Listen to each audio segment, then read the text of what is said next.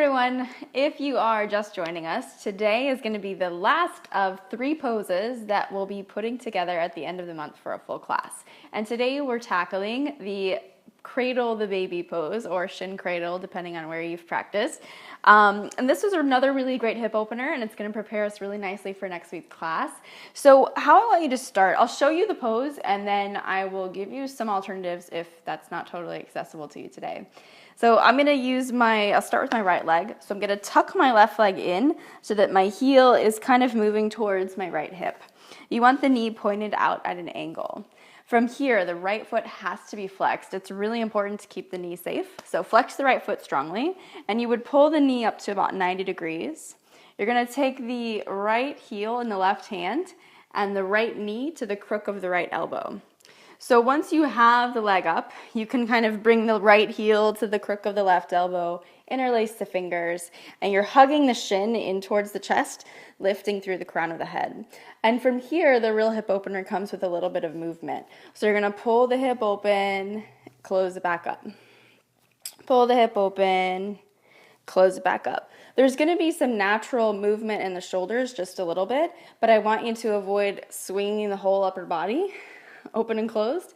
Again, it's not going to hurt you or anything, but you'll notice that between the two, you might not feel as much with the whole body moving because you're not isolating the hip.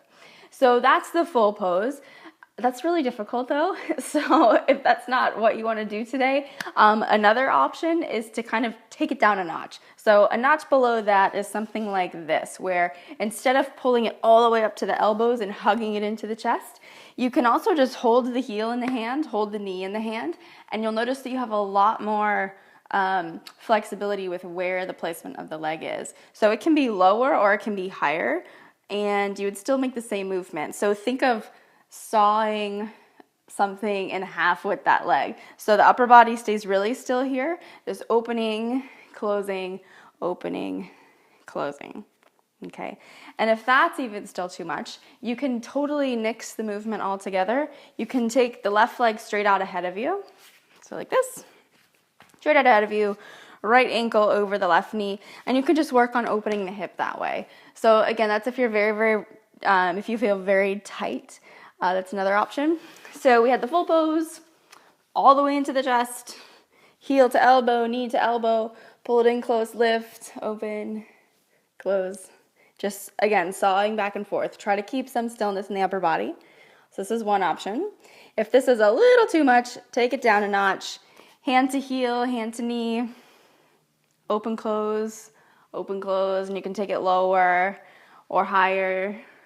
And if you still need it down one more, you can extend the left leg out, cross right over left, and you can stay here and just let the hip open on its own. So hope that was helpful. Can't wait for you to see the full class next week, and I will see you back here then.